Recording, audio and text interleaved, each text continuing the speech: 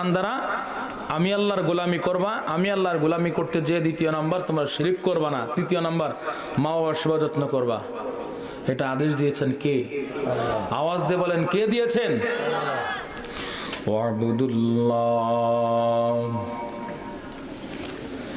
ওয়া'বুদুল্লাহ ওয়া লা তুশরিকু বিহি শাইআন ওয়া বিল ওয়ালিদাইনি ইহসানা। ভাইরা আমার, আল্লাহ পাক রব্বুল আলামিন গোটা বিশ্ব মানব জাতিদেরকে জানায় দেন, আল্লাহ বলেন বান্দা আমি আল্লাহ তোদেরকে সৃষ্টি করেছি, আমি আল্লাহ তোদেরকে সৃষ্টি করেছি। সৃষ্টি করার পর আমার আল্লাহ আদেশ দিয়েছেন ওয়া'বুদুল্লাহ, হে বান্দা তোমরা আমি আল্লাহর গোলামি করবা, আমি আল্লাহর দাসত্ব করবা, ভিন্ন কোন মাখলুকের দাসত্ব করবা না, ভিন্ন কোন মাখলুকের পায়ে সেজদা দিবা না। কার পায়ে সেজদা দিবেন? আওয়াজ করে বলে। এর নবীর উম্মতের দল, আমার আল্লাহ বান্দাকে সৃষ্টি করার পর বান্দার দুনিয়ার জমিনে চলার জন্য যা যা প্রয়োজন, যে সমস্ত নিয়ামতের প্রয়োজন, আমার আল্লাহ বান্দাকে সে সমস্ত নিয়ামত দান করেছেন। কথা বলেন ঠিক কি না? কেমন নিয়ামত রে ভাই? আমার আল্লাহ অসংখ্য অগণিত নিয়ামত বান্দাকে দান করার পর আমার আল্লাহ জানায় দেন বান্দা আমি আল্লাহ তোদের মধ্যে এত কোটি কোটি গুণ অসংখ্য অসংখ্য নিয়ামত দান করেছি। ওয়াইন তাউদ্দু নি'মাতাল্লাহি লা তুহসুহা। ভাইরা আমার, আমি মিথ্যা বলছি না রে ভাই। আমার আল্লাহ মহাগ্রন্থ আল কোরআনুল কারীমের 13 নম্বর পারা সূরা ইব্রাহিম, এটা 13 নম্বর পারার 18 নম্বর পৃষ্ঠা সূরা ইব্রাহিমের মধ্যে আল্লাহ জানায় দেন, যারা হাফেজে কোরআন আছেন তারাই জানেন রে ভাই। আল্লাহ বলেন ওয়াইন তাউদ্দু নি'মাতাল্লাহি লা তুহসুহা। বান্দা আমি আল্লাহ তোদের জন্য এত অসংখ্য অগণিত নিয়ামত দান করেছি, আমি আল্লাহ নিয়ামত যদি গণনা শুরু করো কিয়ামত পর্যন্ত গণনা শুরু করবা, কিন্তু গণনা শুরু করে কখনোই শেষ করতে পারবা না। এই আদেশ কে দিয়েছেন? ভাইরা আমার আল্লাহ আপনার আমার মধ্যে কত দামি দামি নিয়ামত দান করেছেন রে ভাই। আল্লাহর কাছে কোনোদিন বলি নাই রে আল্লাহ দুনিয়ার জমিনে, একটু বোঝার চেষ্টা করেন তাহলে বুঝে আসবে। আল্লাহর কাছে কোনোদিন বলি নাই আল্লাহ দুনিয়ার জমিনে তুমি আমাকে চতুষ্পদ প্রাণী, হিংস্র প্রাণী, ভেড়া ভাল্লুক যাই বানাও না কেন, দুনিয়ার জমিনে তুমি আমাকে চতুষ্পদ প্রাণী ভিন্ন কোনো মাখলুক না বানায়া দুনিয়ার জমিনে তুমি আমাকে মানুষ বানাও, এমন ফরিয়াদ কোনোদিন আল্লাহর কাছে করছি? আল্লাহর কাছে কোনোদিন ফরিয়াদ করলাম না রে মালিক দুনিয়ার জমিনে তুমি আমাকে মানুষ বানাও, মানুষ বানাও। কিন্তু আমার আল্লাহ আপনাকে আমাকে এত মহাব্বত, এত ভালোবাসেন রে ভাই। আমার আল্লাহ আপনাকে আমাকে এত বড় দামি নিয়ামত দান করেছেন, আল্লাহর কাছে কোনোদিন বলি না আল্লাহ তুমি দুনিয়ার জমিনে আমাকে মানুষ বানাও, চতুষ্পদ প্রাণী বানাও না, হিংস্র প্রাণী বানাও না। আমার আল্লাহ এত ভালোবাসেন, এত মহব্বত করেন রে ভাই। দুনিয়ার জমিনে আমার আল্লাহ হিংস্র প্রাণী, চতুষ্পদ প্রাণী না বানায়া দুনিয়ার জমিনে আশরাফুল মাখলুকাত মানুষ হিসেবে দুনিয়ার জীবনে সৃষ্টি করেছি। কে সৃষ্টি করেছেন? আওয়াজ করে বলেন। শুধু আল্লাহ এতটুক নিয়ামত দান করেন নাই রে ভাই।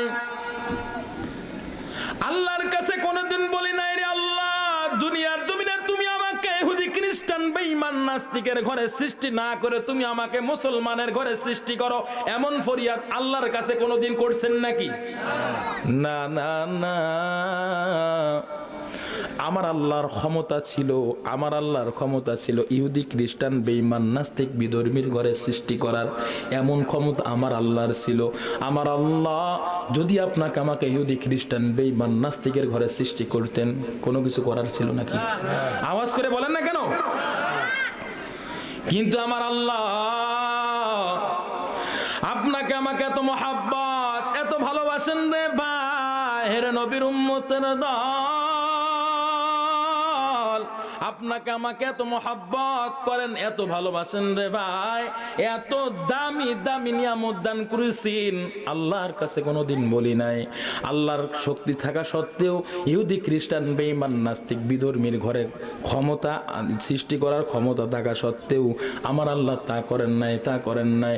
বরং আমার আল্লাহ ইমানের মতো মহাদৌলত দান করে মুসলমানের ঘরে সৃষ্টি করে আল্লাহ মুসলিম বানাইছি। কে মুসলিম বানাইছেন? আরো চিল্লায় বলেন, কে মুসলিম বানাইছেন? ওই খুঁটিহীন নীল আকাশ ভুবন মাঝে তুমি কুদরতি ইশারায় রেখেছো এই শ্যামল পৃথিবীর চিত্রখানি, তুমি নিপুণ তোমার হাতে কিছু। ওগো আল্লাহ,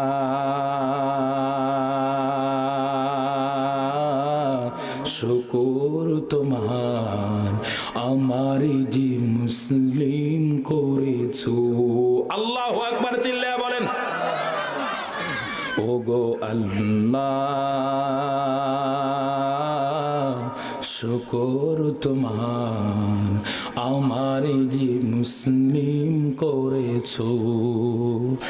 তুমি সাগরের বুকে দিলে কান্না, তুমি পাহাড়ের বুকে দিলে ঝর্ণা।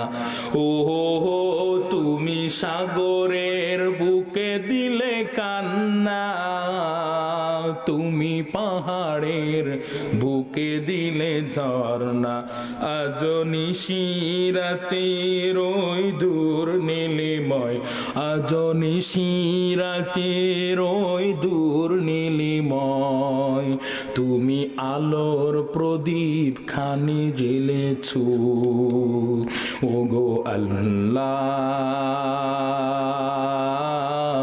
শুকর তোমার আমার যে মুসলিম করেছো। ভাইয়ের আমার খারাপ লাগেনি? চলবে? আপনারা রাজি আছেন তো ইনশাল্লাহ? খারাপ লাগলে মুনাজাত দিয়ে দিই। কি কন? আপনারা চলার পক্ষে? হ্যাঁ, চলার পক্ষে কারা কারা একটু হাত তুলেন তো। আল্লাহু আকবার বলে। আল্লাহু আকবার, নারে তাকবীর। আল্লাহ কবুল করেন। আমি তো মনে করলাম আপনারা ঘুমাই গিয়েছেন। না, আপনারা ঘুমান নাই, আপনারা সবাই জেগে আছেন। কি গান বলবো? বলবো। তুমি সৃষ্টি জীবের মাঝে দিয়েছো প্রাণ, গাহিতে দুনিয়ায় তোমারই গান। ও হো, তুমি সৃষ্টি জীবের মাঝে দিয়েছো প্রাণ, গাহিতে দুনিয়ায় তোমারই গান। এই দুনিয়ার বুকে যারে দিয়েছ জনম, এই দুনিয়ার বুকে যারে দিয়েছ জনম, আর মরণ খাতায় নাম লিখেছো। ওগো আল্লাহ, শুকর তোমার আমার যে মুসলিম করেছো। আল্লাহু আকবার চিল্লায়া বলেন। মুসলিম বানাইছেন কে? আওয়াজ দিয়ে বলেন। আরো জোরে আওয়াজ করে বলেন, মুসলিম বানাইছেন কে? अल्लाह अल्लाह क्या मुबारक नाम है, अल्लाह अल्लाह आशिकों का काम है, अल्लाह अल्लाह किसे शीरे निस्तुनाम शीरे शंकर्मी कुनद जानम तमाम। ভাইরা আমার, আমাদের সৃষ্টি করেছেন কে? গোলামি চলবে কার? গোলামি চলবে একমাত্র আল্লাহর, ভিন্ন কোন মাখলুকের গোলামি চলবে না। কথা বলেন ঠিক কি না? উল ইন্না সালাতি ওয়া নুসুকি ওয়া মাহইয়ায়া ওয়া মামাতি ওয়া মাহইয়ায়া ওয়া মামাতি লিল্লাহি রাব্বিল আলামিন। আর আওয়াজ করে বলেন আল্লাহু আকবার। বাখা কুরআন কালামুল্লাহ বসন কদিমাস্তি নেইনো ভাইরা আমার, আল্লাহ জানায় দেন বান্দা তোর নামাজ, তোর তাসবিহ তাহলিল, তোর জিকির, তোর চলাফেরা, তোর সবকিছুই তোর কোরবানি, তোর বেঁচে থাকা, তোর মৃত্যুবরণ কার জন্য হবে? আওয়াজ করে বলেন। মূর্তি পূজারী মূর্তিকে সামনে নিয়ে, সনাম নামের মূর্তিকে সামনে নিয়ে সনাম নামের মূর্তির গোলামি করে মূর্তিকে সামনে নিয়ে সনাম নামের মূর্তিকে নিয়ে গোলামি করে। আর বলে সনাম একদিন নয়, 2 দিন নয়, মূর্তি পূজারী একদিন নয়, 2 দিন নয়, বছর কি বছরও চলে যায়, বছর কি বছর চলে যায়, সনাম নামের মূর্তিকে নিয়ে সামনে নিয়ে গোলামি করে। আর বারবার ডাক দেয়, সনাম বলে ডাক দেয়, সনাম বলে ডাক দেয়। বলেন তো দেখি রে ভাই, ওই মূর্তিকে যদি একবার নয় কোটি কোটি বারও ডাকা হয়, মূর্তিকে একদিনও সাড়া দিবে নাকি? আওয়াজ করে বলেন। মূর্তি পূজারী ডাক দেয়, সনাম বলে ডাক দেয়, মূর্তি পূজারী ডাকে কোনোদিন সাড়া দেয় না। কিন্তু একদিন হঠাৎ ওই মূর্তির গোলামি করতে যায় সনাম নামের মূর্তিকে, ওই মূর্তি বারবার ডাক দেয় সনাম, কিন্তু হঠাৎ অনিচ্ছাকৃতভাবে আমার আল্লাহর গুণবাচক নাম সমাদ নাম মুখ থেকে বাইর হয়ে গেছে। সুবহানাল্লাহ বলে। আমার আল্লাহর গুণবাচক নাম যারা সূরা ইখলাস পড়তে পারেন তারাই জানেন। কুল হুয়াল্লাহু আহাদ, আমার সাথে বলেন কুল হুয়াল্লাহু আহাদ আল্লাহুস সামাদ। আমার আল্লাহ কয়জন? কুল হুয়াল্লাহু আহাদ, আল্লাহ নিজেই নিজের পরিচয় দেন। আল্লাহ বলেন আমি আল্লাহ এক। আল্লাহ আবার বলে দেন আল্লাহুস সামাদ, আমি আল্লাহ কারো কাছে ঠেকা নাই। কথা বলেন ঠিক কি না? বরং আমরাই আল্লাহর কাছে ঠেকা। কথা বলেন ঠিক কি না? আল্লাহুস সামাদ। মূর্তি পূজারী সনাম নামে ডাক দেয়, সনাম। হঠাৎ মুখ থেকে বের হয়ে গেছে সমাদ সমাদ সমাদ। যখন বলেছে মূর্তি পূজারীর মুখ থেকে হঠাৎ যখন সমাদ বের হয়ে গেছে, আমার মাওলা কুদরতের মাওলা রহমতের মাওলা বান্দাকে কেমন ভালোবাসে, কেমন মহব্বত করেন রে ভাই। মূর্তি পূজারী যখন সমাদ বের করেছে, মুখ থেকে যখন সমাদ বের হয়েছে, আমার আল্লাহ মূর্তি পূজারীর ডাকে সাড়া দিতে দেরি করে নাই। সুবহানাল্লাহ বলেন। যখন সমাদ নাম ডাক দিয়েছেন আমার আল্লাহ, ওই মূর্তি পূজারীর ডাকে সাড়া দিতে একবারও দেরি করে নাই। কিন্তু ওই মূর্তিকে, ওই সনাম নামের মূর্তিকে তো বছর কি বছর ডাক দেয়, কোনোদিন কিন্তু সাড়া দেয় নাই। কথা বলেন ঠিক কি না? ভাইরা আমার আল্লাহ বান্দাদেরকে এত ভালোবাসেন, এত মহব্বত করেন রে ভাই। বান্দা আল্লাহর নাম একবার ডাকতে দেরি, আমার আল্লাহ ওই বান্দার ডাকে 70 বার সাড়া দেয়। সুবহানাল্লাহ বলে। ফাল্লাস্তাজিবু লি ওয়াল ইউমিনু বি ওয়াল ইউমিনু বি লাআল্লাহুম ইয়ারশুদুন।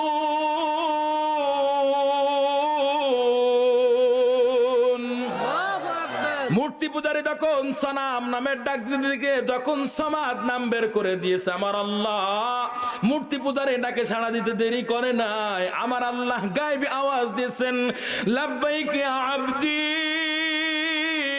বান্দা কি বলবি বল।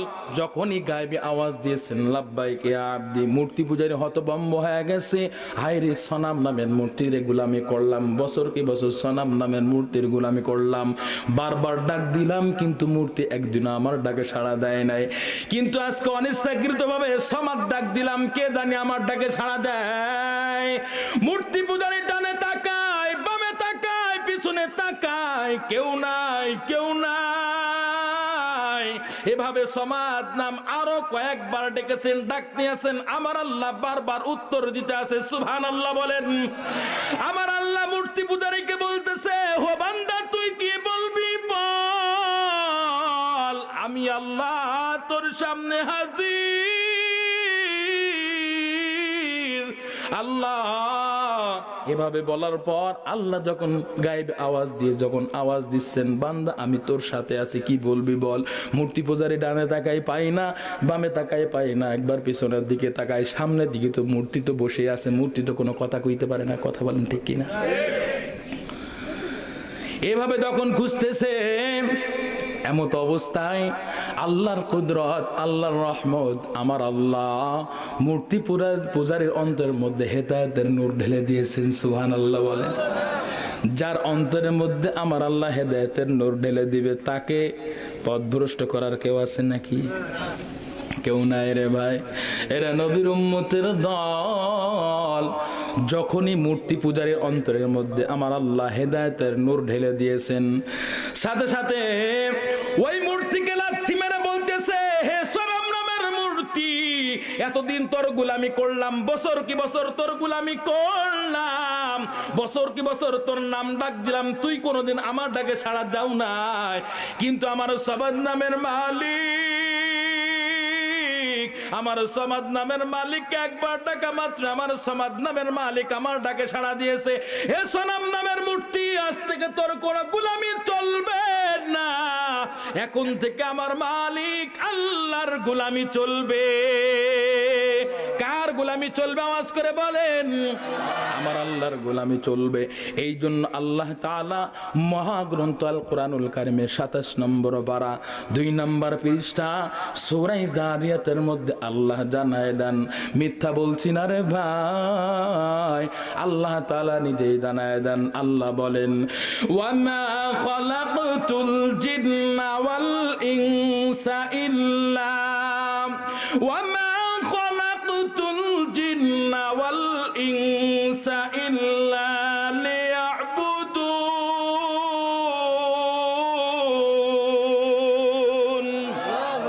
ये कलाम जिंदा कुरान हकीम हिकमत युला यज़ालस्तु कदीम जमीउल इल्म फिल कुरान हकीम तक़ासरत अन्हु वफ़हामुर रिजाली बखा कुरआन कलामुल्लाह बशनु कदीमास्ती कदीमास्ती नो ভাইরা আমার, আল্লাহ জানাই দেন বান্দা, দুনিয়ার জমিনে তোদেরকে ভিন্ন কোনো অন্য কোনো উদ্দেশ্যে সৃষ্টি করি নাই, একমাত্র আমি আল্লাহর ইবাদতের জন্য সৃষ্টি করেছি, আমি আল্লাহর গোলামির জন্য সৃষ্টি করেছি। এরে বান্দা, আমার আল্লাহ আসমানকে সৃষ্টি করেছেন, জমিনকে আমার মালিক সৃষ্টি করেছেন। আসমান এবং জমিনের মধ্যে 2 চোখ দিয়ে যা কিছু দেখি আর না দেখি কে সৃষ্টি করেছেন? আওয়াজ দিয়ে বলেন। সব কিছু সৃষ্টি করেছেন বান্দার জন্য, আর বান্দাকে সৃষ্টি করেছেন আমার আল্লাহর ইবাদতের জন্য। কথা বলেন ঠিক কিনা? কার ইবাদতের জন্য? আওয়াজ করে বলেন। পিছনের ভাইরা আওয়াজ করে বলেন, কার ইবাদতের জন্য? हकीकत से तो दुनिया बेखबर है, दुनिया की नुमाइश पर नजर है, नमी गोयम के आज दुनिया जुदा बाश बाहर कार के बाशी बा खुदा बाश किस्ते दुनिया आज खुदा गाफिल बुदान नहीं कमाशुन सुनकरहु पर जिंदुजन आब दर किश्ती हालाके किश्ती است आब अंदर जीरे किश्ती पुष्टी است। ভাইরা আমার আল্লাহ সৃষ্টি করেছেন কিসের জন্য? কথা কয় না, কথা কয় না। আল্লাহর গোলামি করার জন্য। আল্লাহ এই জন্য বলেন, এক নাম্বার আদেশ করে দিয়েছেন, ওয়াবুদুল্লাহ, হে বান্দা আমি আল্লাহর গোলামি করবা। এরে যুবক ভাই, ও বৃদ্ধ বাবাজি, এ যুবক ভাই, আমি তোমাদেরকে বলতেছি রে ভাই, এখনো আল্লাহর পথে ফিরা শোনাই। 5 ওয়াক্ত নামাজ তুমি আদায় করো না, নবীর সুন্নাত মোতাবেক, নবীর আদর্শ মতে তুমি জীবনটাকে সাজাও না, জীবনটাকে চালাও না। রে যুবক ভাই, তুমি মনে মনে ভাবতেছো, মনে মনে পরিকল্পনা করতেছো, এখনো তো জীবনের আস্তকাল পড়ে আছে, জীবনের তো এখনো বহু বাকি আছে, এখনো বিবাহ শাদী করতে পারলাম না। বিবাহ শাদী করব, আমাদের ছেলে সন্তান হবে, তাদের থেকে নাতিপুলা হবে, নাতিপুলা হওয়ার পর যখন বৃদ্ধের খাতায় নাম লিখব, তখন আল্লাহর গোলামি করব, আল্লাহর ইবাদত করব। যত গুনাহ করেছি তখন আল্লাহর কাছে খাস দিলে তওবা করে 2 হাত তুলে আল্লাহর কাছে কান্নাকাটি করে তারপর মৃত্যুবরণ করব। এরা যুবক ভাই, ও বৃদ্ধ বাবাজি, বয়স 40 থেকে 50, 60, 70 চলে গেছে রে যুবক। ও বৃদ্ধ বাবাজি, বয়স 80 বছর চলে গেছে, 90 পার হয়ে গেছে, 100 বছরে পদার্পণ করেছেন রে বাবাজি। আমি আপনাদেরকে বলতেছি রে ও বৃদ্ধ বাবাজি, ও যুবক ভাই, আমি আপনাদেরকেও বলতেছি, আপনারা যারা মনে মনে ভাবতেছেন শেষ বয়সে এসে বৃদ্ধের খাতায় যখন নাম লেখাইব, তখন আল্লাহর কাছে 2 হাত তুলে কান্নাকাটি করে তওবা করে দুনিয়ার জমিন থেকে বিদায় গ্রহণ করব। ওরে যুবক ভাই, আমি আপনাদের থেকে জানতে চাই, ও যুবক সন্তান, কান খাড়া করে শুনে লও, আমার প্রশ্নের উত্তর দিতে হবে, আমার প্রশ্নের জবাব দিতে হবে। এই যে আমার সামনে বসে আছেন, আমার সামনে বসে আছেন, 1 ঘন্টা নয়, 2 ঘন্টা নয়, 3 ঘন্টা নয়, 1 সেকেন্ড নয়, 2 সেকেন্ড নয়, বরং আধা সেকেন্ড যে সামনে বাঁচতে পারবেন, জীবনের এমন কোন গ্যারান্টি আছে নাকি? জীবনের এমন কোনো গ্যারান্টি নাই। এরে যুবক ভাই, আমি আপনাদেরকে বলতে চাই রে ভাই, মনে করতেছেন যৌবনের তাড়নায় গুনাহ করছেন, যৌবনের তাড়নায় এখন বুঝি রক্তের গরমে অনেক কিছুই করে ফেলতেছেন, কিন্তু আপনার আমার জীবনের কিন্তু গ্যারান্টি নাই, গ্যারান্টি নাই। দুনিয়ার জমিনে আসার সিরিয়াল আছে, কিন্তু যাওয়ার সিরিয়াল নাই। কত যুবক সন্তান মায়ের সামনে বিদায় গ্রহণ করেছে, কত সন্তানের সামনে মা বিদায় গ্রহণ করেছে, কথা বলেন ঠিক কিনা? যুবক ভাই, দুনিয়ার জমিনে আসার সিরিয়াল আছে, কিন্তু যাওয়ার সিরিয়াল নাই। এই জন্য বলবো রে ভাই, মনে মনে যে পরিকল্পনা করতেছে, এখনো তো জীবনের রাস্তকাল পড়ে আছে। এরা যুবক ভাই, তুমি কি জানো না, তুমি তো ফেসবুক, ইউটিউব, এমনকি প্রতিনিয়ত কন্টিনিউ তুমি পত্রিকা চালাও, পত্রিকা পড়ো, তুমি কি জানো না এই যে কিছুদিন আগের ঘটনা, এই যে বরগুনা আমতলিতে একটা মর্মান্তিক ঘটনা ঘটলো, লঞ্চ পুড়ে একেবারে ঝলসায় চলে গেল, কত সন্তানের সামনে মা ইন্তেকাল করলো, কত মায়ের সামনে সন্তান চলে গেল, কত বাবার সামনে সন্তান চলে গেল, সন্তানের সামনে বাবা চলে গেল। এরা যুবক ভাই, জীবনের কোনো গ্যারান্টি নাই, জীবনের কোনো গ্যারান্টি নাই। ওই যে যারা লঞ্চের মধ্যে ছিল, যারা আগুনের মধ্যে জ্বলে পুড়ে ইন্তেকাল করেছে, তারা কি জানতো নাকি তাদের ওখানে জীবন শেষ হয়ে যাবে? কখনোই জানতো না রে ভাই। কত বড় মর্মান্তিক ঘটনা, মায়ের সামনে যখন সন্তান যখন আগুনের মধ্যে জ্বলে পুড়ে মারা গেছে, তখন কতই না বেদনাদায়ক ঘটনা ঘটেছে রে ভাই। একজন মা সাংবাদিকের সামনে বলতেছে, ও সাংবাদিক ভাই, আমার এই সন্তানকে দেখতেছেন, আমার এই সন্তানের বয়স হলো 8 বছর, যখন দেখতেছি মানুষেরা লাফালাফি করতেছে, চারিকুলে আগুন ধরে গেছে, উপরের তলায় আগুন, উপরের তলায় আগুন, আগুন চটপট চটপট করে ফুটতেছে, আর মানুষের কান্নার আওয়াজ, বাঁচাও বাঁচাও বাঁচাও বলে কান্না করতেছি। এমত অবস্থা, আমার সন্তান তো কিছুই বুঝতেছে না উপরে কি হইতেছে। আমার সন্তানকে বলতেছে, আমার সন্তান তোকে তো শাসন করতে যে আমি অনেক মারধর করে ফেলেছি, সন্তান তুই আমাকে ক্ষমা করে দাও। সন্তানের কাছে মা ক্ষমা চায়, আর সন্তানকে বলে আব্বু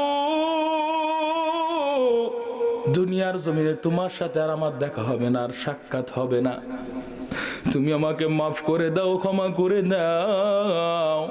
সন্তান এবার মায়ের গলা জড়ায় ধরে বলতেছো, আম্মু তুমি কেন এই কথা বলতেছো? তুমি কেন আমার থেকে বিদায় গ্রহণ করবা? কেন তুমি আমার কাছে ক্ষমা চাও? সন্তান দুই চোখের পানি ছেড়ে দিয়ে কান্না করে মায়ের গলা জড়ায় বলতেছে, আম্মু তুমি কেন বলতেছো আর দেখা হবে না? ও আম্মু তুমি কেন এই কথা বলতেছো? ও আম্মু আমি তো তোমার ছাড়া দুনিয়ার জমিনে এক সেকেন্ড বাঁচতে পারবো না, বাঁচতে পারবো না। সন্তান যখন এভাবে মাকে বলে, মা সন্তানের গলা জড়ায় ধরে বলতেছে, আব্বু তুমি দেখতেছো ওই যে আগুন, ওই আগুনের মধ্যে আমাদের জ্বলে পুড়ে মরতে হবে, আমাদের আর বাঁচার কোনো লাইন নাই রে। এক সময় এমত অবস্থা হয়, কিছুক্ষণ পরে মহিলার মাথায় বুদ্ধি আসলো, মরি আর বাঁচি, পানির মধ্যে লাফ দিব। পানির মধ্যে লাফ দেওয়ার পর আল্লাহ তাআলার কি কুদরত, মা এবং সন্তান দুইটাই বেঁচে গেছে। সুবহানাল্লাহ বলেন। মা সন্তান যখন বেঁচে গিয়েছে, মা সাংবাদিকের কাছে এভাবে কথাগুলো তুলে ধরেছে। এরে যুবক ভাই, কত মর্মান্তিক ঘটনা রে যুবক সন্তান। আজকে যদি তোমার আমার জীবনটা ওই জায়গায় চলে যায় তো তোমার আমার অবস্থা কি হইতো রে ভাই? এই জন্য বলবো রে ভাই, দুনিয়ার হায়াত থাকতে আল্লাহর গোলামি করো, আল্লাহর ইবাদত করো। এই দুনিয়ার জীবন থেকে চলে যাব, দুনিয়ার জমিনে আর কোনোদিন ফেরত আসবো না, আর কোনোদিন ফেরত আসবো না। দুনিয়ার আদালতে যাওয়ার পর আসামিকে যখন জেলখানায় নিয়ে যায়, জেলখানায় নিয়ে যাওয়ার পর জজ সাহেব বিচার করার পর জামিন দিয়ে দেয়। একবার যাওয়ার পর আবারও ফিরে আসার সম্ভাবনা আছে, জামিন নিয়ে চলে আসার সম্ভাবনা আছে। কিন্তু এই দুনিয়ার জমিন থেকে একবার বিদায় গ্রহণ করবা, কোনোদিন আর আসতে পারবা না। কথা বলেন ঠিক কি না? এরা যুবক ভাই, আল্লাহর গোলামি করবা, আল্লাহর ইবাদত করবা। আল্লাহ এই জন্য বলেন, আ'বুদুল্লাহ ওয়া লা তুশরিকু বিহি শাইআ। আমি আল্লাহর গোলামি করবা, আমি আল্লাহর গোলামি করার ক্ষেত্রে কখনো শিরিক করবা না, আমি আল্লাহর গোলামি করার ক্ষেত্রে কখনো অংশীদারিত্ব পোষণ করবা না। আল্লাহ তাআলা তোমার জন্য 3 নাম্বার আদেশ করেছেন। আল্লাহ বলেন, নবিল ওয়ালিদাইনি ইহসানা। এরে যুবক সন্তান, মাতা পিতার সাথে সৎ আচরণ করবা, ভালো আচরণ করবা। আমি কথাগুলো সংক্ষিপ্ত করতেছি রে ভাই, বেশি বিশদ আলোচনা করতে যাব না, বিস্তারিত হয়ে যাচ্ছি না রে ভাই।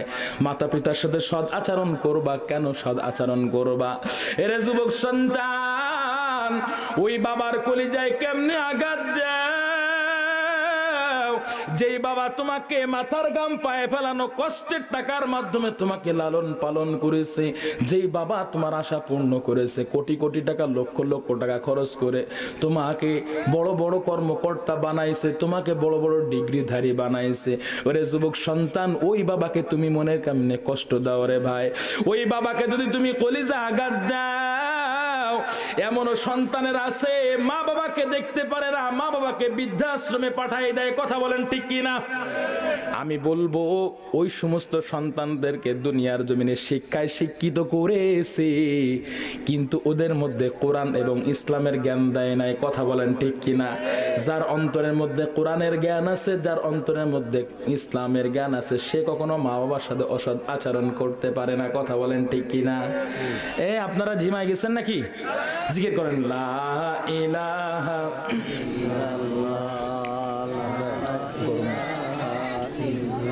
জিকির করেন, লা ইলাহা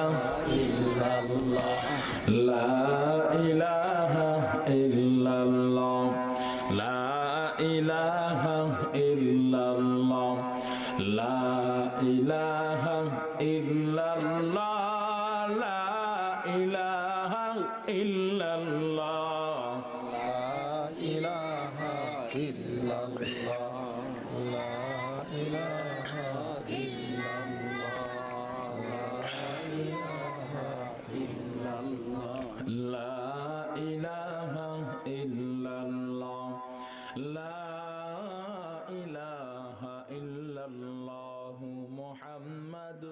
রাসূলুল্লাহ সাল্লাল্লাহু আলাইহি ওয়াসাল্লাম।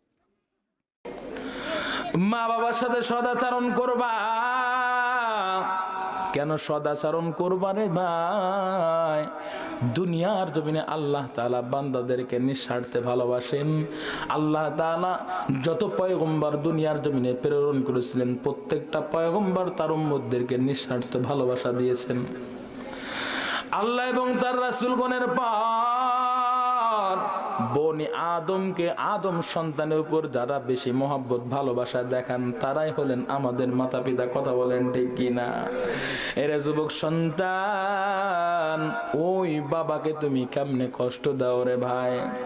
এরে যুবক, যখন তোমার বয়স 3 থেকে 4 বছর হয়েছে, তুমি তখন কথা বলতে শিখেছো, বাবাকে বলেছো আব্বু ঈদের সময় এসেছে, তুমি আমার একটা নতুন জামা কিনে দাও, একটা নতুন জামা কিনে দাও। এদিকে খেয়াল করেন, বাবাকে বলেছে আব্বু আমার অমুক ভাই একজন বিত্তবান, একজন ধনী মানুষের ছেলে, একটা কাপড় পরেছি, একজন গরিবের সন্তান, তার ওই কাপড়টা পছন্দ হয়েছে।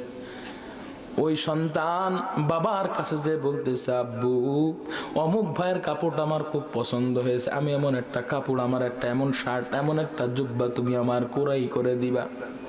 ও আব্বু, সন্তান বাবার সাথে অভিমান করে, আব্বু যদি তুমি আমার অমুক কাপড়টা যদি কিনে না দাও, তুমি যদি আমার জামা না কিনে দাও আব্বু, আমি কিন্তু ঈদগাহে যাব না। বাবাই চিন্তা করে, আয় আমার সন্তান তো আমাকে একটা জামা কিনে দেওয়ার জন্য বলেছে, আমার সন্তানের যদি জামা না কিনে দিই, আমার সন্তান বুঝি মনটা খারাপ করে থাকবে, ঈদের দিন সে ঈদগাহে যাবে না, মনটা খারাপ করে থাকবে। এই চিন্তা করতে করতে বাবাই বাড়িতে যাওয়ার পর স্ত্রীর কাছে যে বলে, তুমি শুনছো তোমার সন্তান, তোমার ছেলে আমার কাছে আবদার করেছে, আমার কাছে তো কোনো টাকা পয়সা নাই, আমি তো দিন আনা দিন খাই, রিক্সা চালাই খাই, পরের খেতে কামলা লাগাই, পরের খেতে জন দিয়ে খায়, আমার তো টাকা পয়সা নাই। ওই স্ত্রী, তোমার কাছে কি কোনো টাকা পয়সা আছে নাকি?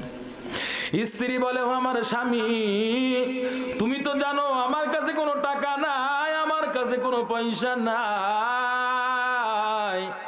এই কথা বলার পর বাবা চিন্তা করে, হায় আমার সন্তান তো আমার কাছে টাকা চাইলো, আমার কাছে তো একটা কাপড় চাইলো, আমি যদি দিতে না পারি। বাবা চিন্তা করতে করতে করোনার মধ্যে সবকিছু বন্ধ, রিক্সা নিয়ে বের হবে তাও সাহস পায় না। বাবা করে কি, বাবা পরের খেতে কামলা লাগায়, রাজমিস্ত্রির সাথে মিস্ত্রির সাথে কাজ যায়, হাজিরা দেয় 500 টাকা, সর্বোচ্চ 600 টাকা হাজিরা দেয়। ঈদের আগের দিন বাবা 600 টাকা নিয়ে মার্কেটে চলে গেছে। মার্কেটে যাওয়ার পর একটা নতুন কাপড় চাই 1500 টাকা, সর্বনিম্ন 1300 টাকা চাই। বাবাই করেছে কি, 600 টাকা নিয়ে তো মার্কেটে গেছে। পরের দিন কি কিনবে, কি কিনবে? চিনি কেনার টাকা নাই, তো একটা কাপড় কিনতে গেলে তো চিনি কেনার টাকা নাই, সিমাই কেনার টাকা নাই, কিছুই নাই, কি করবে? বাবা চিন্তায় পড়ে যায়, আজকে যদি আমি সন্তানের কাপড় কিনতে যাই তাহলে তো আগামীকাল ঈদ, কি দিয়ে কি টাকা দিয়ে, এই 600 টাকা দিয়ে আমি গোশত কুরাই করব, গোশত কুরাই করব নাকি আমি চিনি সিমাই কিনবো, কি করব? বাবা আর কিছু করতে পারে না, বাবার মাথা হ্যাং হয়ে গেছে, এখন আমি কি করব? সন্তান তো পরের দিন সকালবেলা একটু সিমাই খাইতে চাইবে, সন্তানের মুখে যদি আমি সিমাই না দিতে পারি তাহলে সন্তান তো মন খারাপ করে থাকবে। এই চিন্তা করতে করতে মার্কেটে যে গার্মেন্টস ওয়ালাকে বলতেছে, ভাই এই করোনার মধ্যে কতদিন আমার কামলা নাই, কতদিন কাজ নাই, একটা রিক্সা ছিল, রিক্সা নিয়ে বের হতে পারি না, কিন্তু আজকে আমার সন্তানের কথা শুনে আমি আর থাকতে পারি না, আমি কাজে বের হয়েছি, আমি কামলা দিয়েছি, 600 টাকা পেয়েছি রে ভাই। ও দোকানওয়ালা ভাই, তুমি আমার থেকে টাকা নিও না, ঈদের পরে যখন লকডাউন খুললো আমি তোমাকে টাকা দিয়ে দিব, তুমি আমার প্রতি একটু রহম করো, আমার প্রতি একটু রহম করো, তোমার আমার সন্তানের জন্য এই কাপড়টা দাও, যত বিল হয় আমি ঈদের পরে লকডাউন খুললে তোমাকে দিয়ে দিব। দোকানওয়ালার অন্তরে একটু মায়া হয়েছে। দোকানওয়ালা ওই বাবাকে বলেছে আপনারা টাকা দেওয়ার দরকার না, আপনি এটা এমনি নিয়ে যান, এমনি ফ্রি নিয়ে যান, আপনার টাকা দেওয়ার দরকার নাই। বাবা করে কি, বাবা ওই কাপড়টা নিয়েছে যখন সন্তানের সামনে দিয়েছে, সন্তান তো বড্ড খুশি।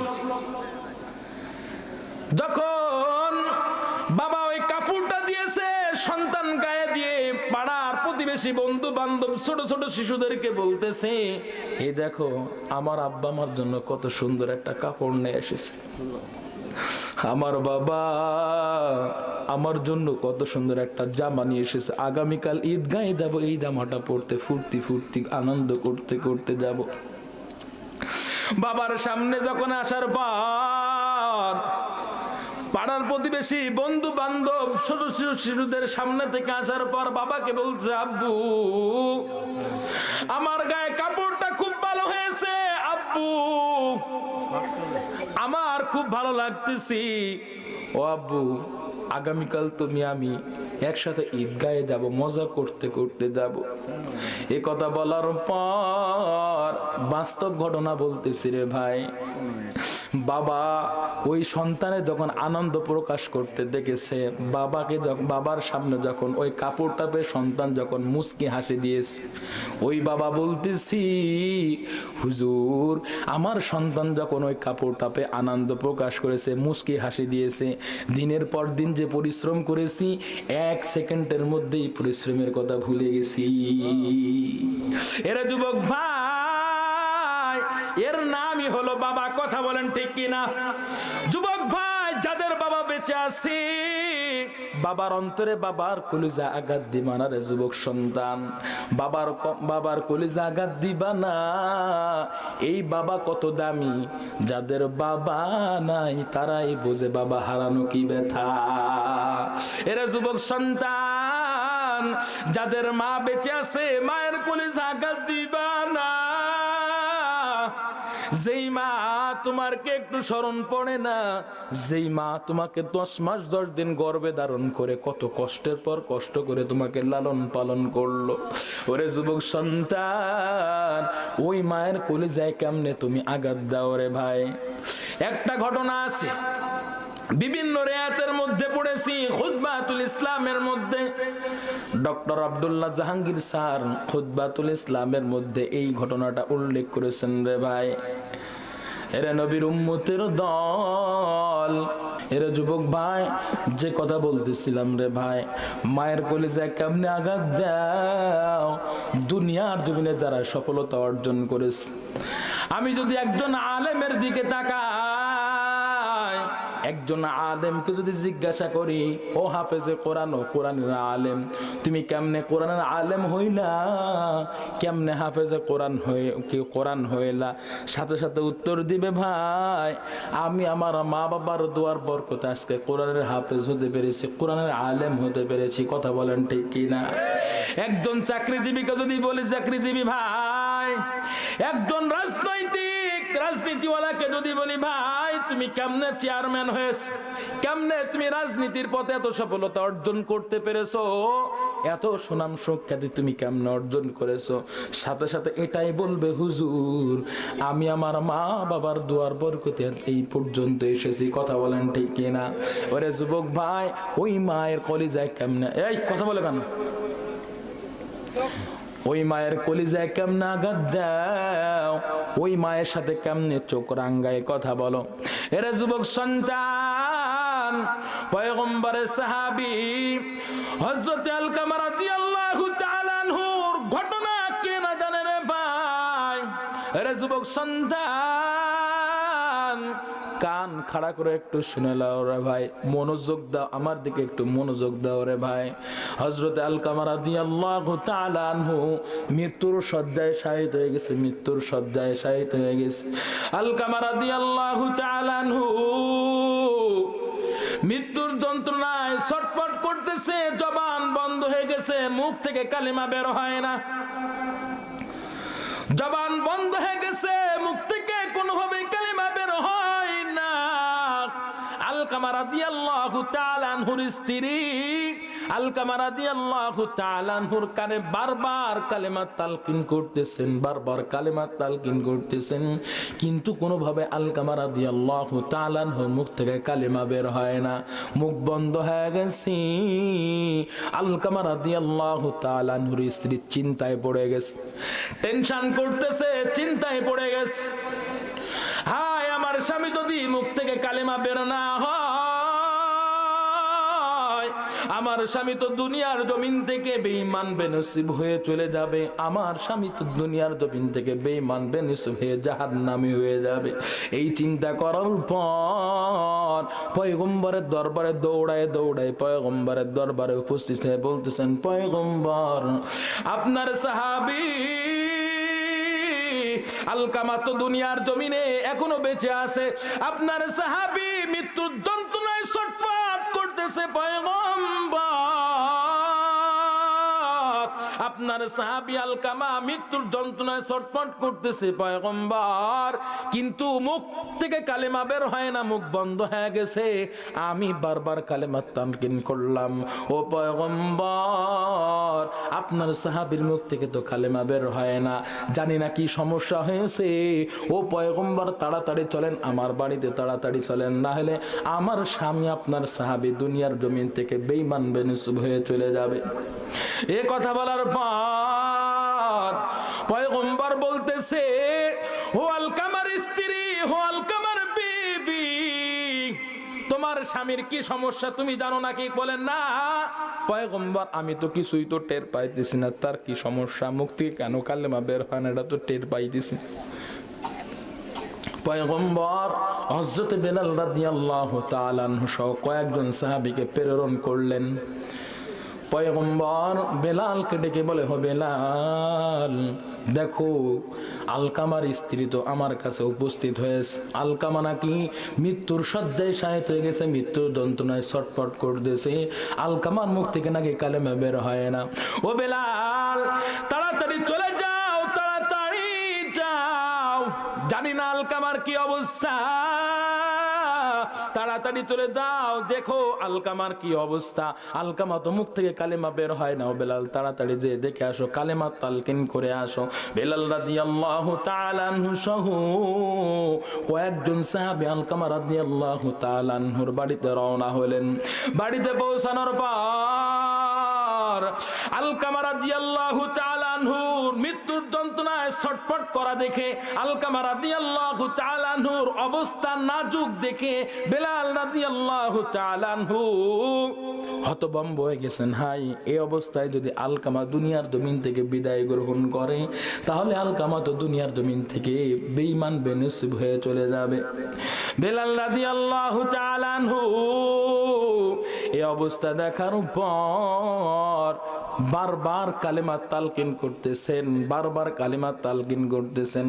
আলকামা রাদিয়াল্লাহু তাআলা আনহুর কানে বারবার তালকিন করতেছেন, কিন্তু কোনোভাবে আলকামা রাদিয়াল্লাহু তাআলা আনহুর মুখ থেকে কথা বের হয় না, কালেমা করতে বের হবে। বারবার তালকিন করার পর ব্যর্থ হয়ে পয়গম্বরের দরবারে উপস্থিত বলতেছেন, হো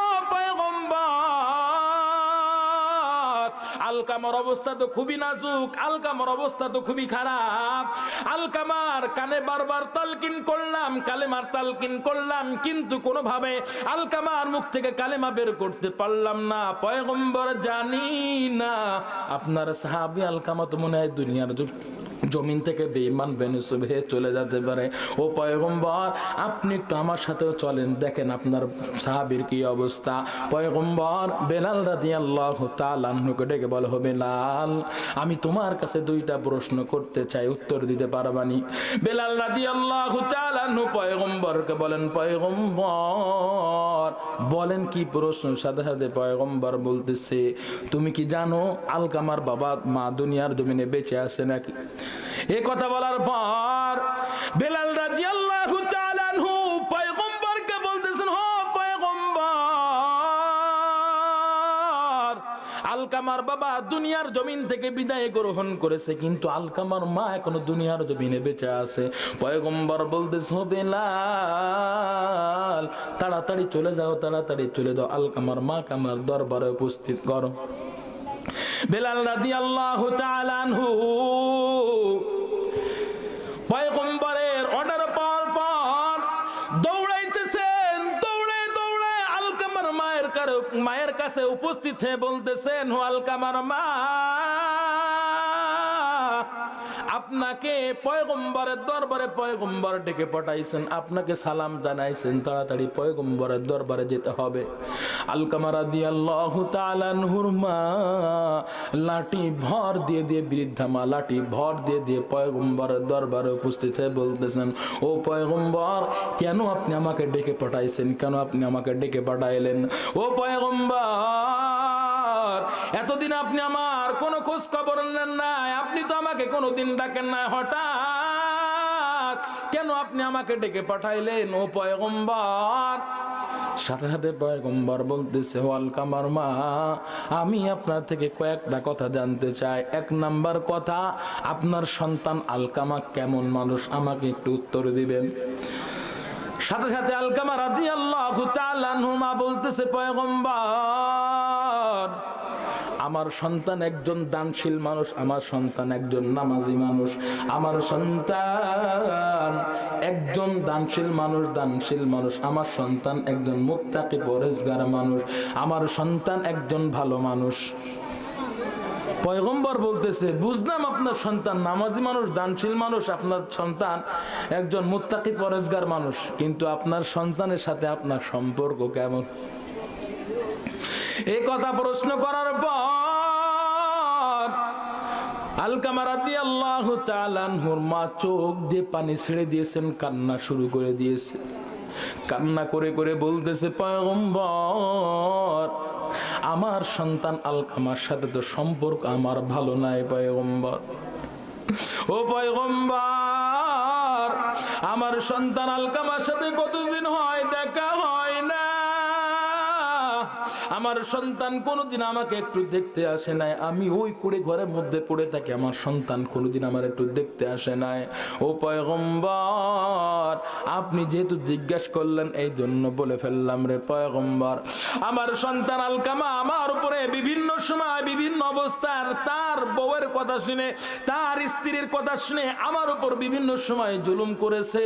ও পয়গম্বর, আমার কলিজা আঘাত করেছে, আমার কলিজায় ব্যথা দিয়েছে, যার ফলে আমার সন্তান আলকামার সাথে আমি থাকি না, আমার সন্তান থেকে আমি দূরে থাকি, আমার সন্তান আমার থেকে দূরে থাকে। ও পয়গম্বর, আমার সন্তানের সাথে আমার সম্পর্ক ভালো নাই। পয়গম্বর বলতেছে, আলকামার মা, আপনার সন্তান আলকামার খবর তো আপনি জানেন না।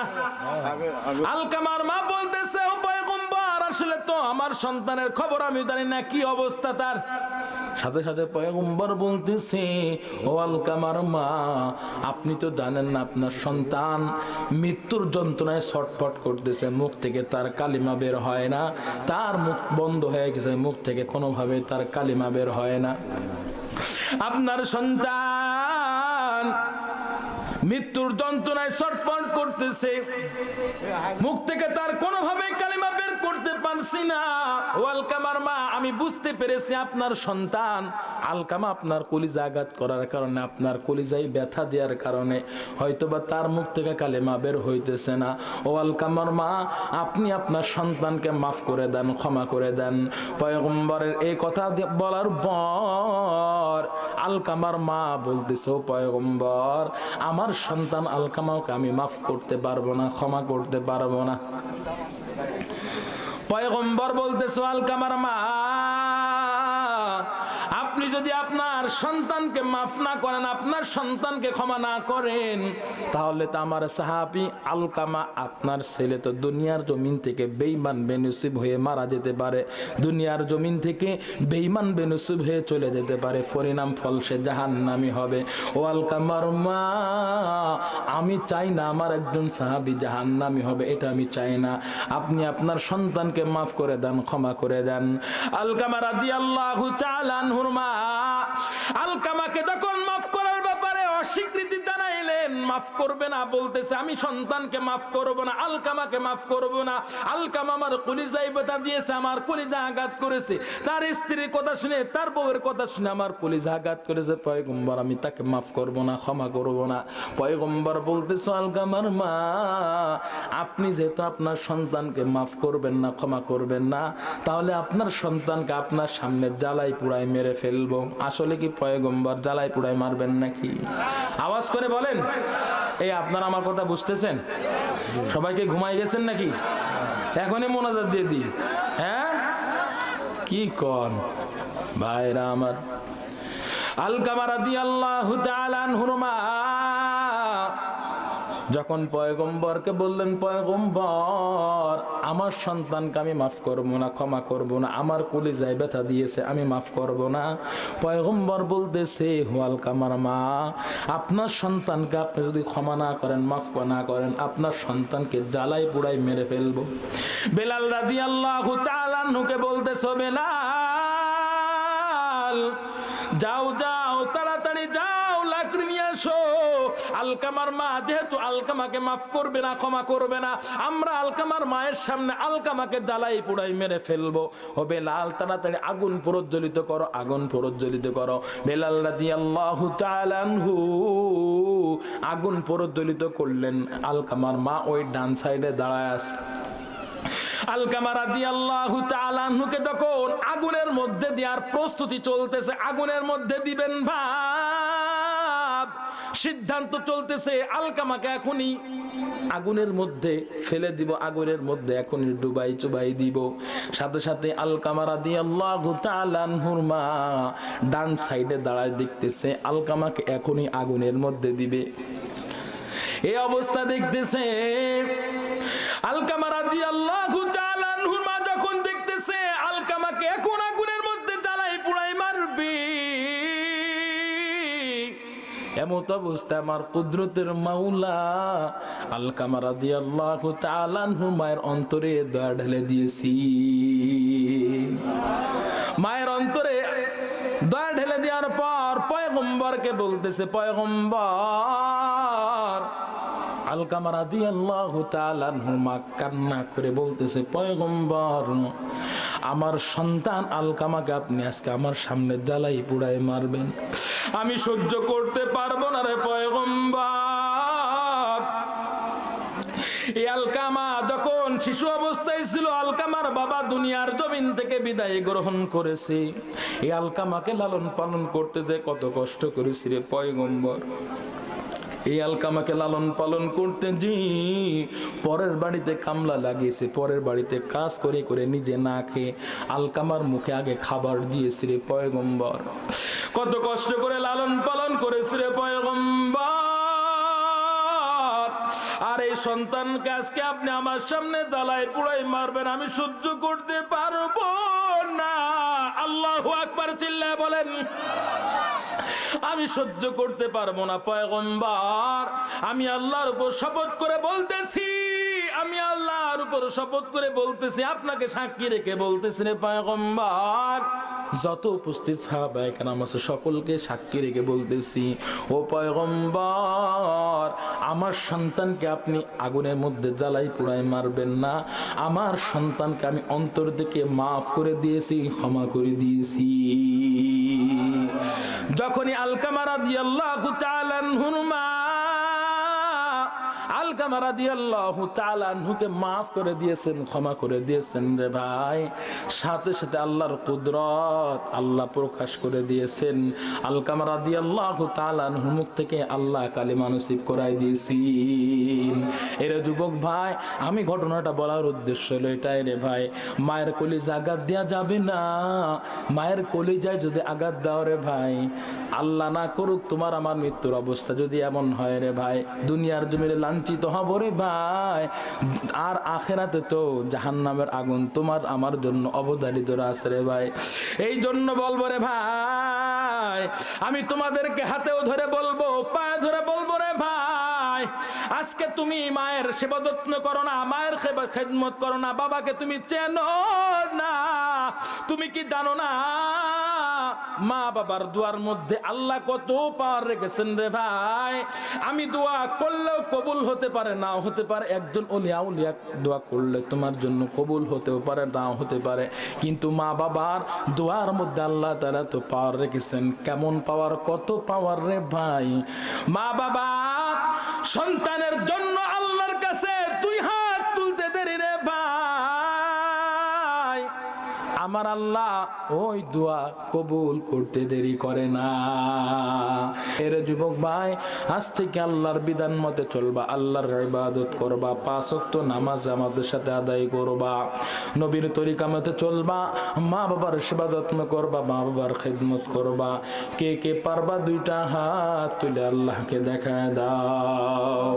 আয় আল্লাহ, তোমার বান্দারা তোমার দরবারে হাত তুলেছে আল্লাহ। ও মালিক, তোমার বান্দারা তোমার বিধান মতে চলবে, তোমার গোলামি করবে, নবীর তরিকা মতে চলবে, মা বাবার সেবা যত্ন করবে, খেদমত করবে রে আল্লাহ। ও দয়ার মালিক, তোমার বান্দাদের দুই হাত খানিকে কবুল করে নাও। চিল্লা বলেন আমিন আমিন। মায়ের দোয়া লও হে মুমিন, মায়ের দোয়া লও, মায়ের দোয়া লও হে মুমিন, মায়ের দোয়া লও। বিপদে পড়বে না তুমি যখন যেথায় যাও, বিপদে পড়বে না তুমি যখন যেথায় যাও। মায়ের দোয়া লও হে মুমিন, মায়ের দোয়া লও, মায়ের দোয়া লও হে মুমিন, মায়ের দোয়া লও। একটি গিলাস পানির ফলে বাইজিদেরই কোলে তুলে, হাত তুলে মা বলে বাজিদিকে ওলি বানাও, হাত তুলে মা বলে বাজিদিকে ওলি বানাও। মায়ের দোয়া লও হে মুমিন, মায়ের দোয়া লও, মায়ের দোয়া লও হে মুমিন, মায়ের দোয়া লও। মায়ে যখন দোয়া করে চলে যায় আরশ পরে, সাথে সাথে কবুল হয় ফল দেখিতে পাও, সাথে সাথে কবুল হয় ফল দেখিতে পাও। মায়ের দোয়া লও হে মুমিন, মায়ের দোয়া লও।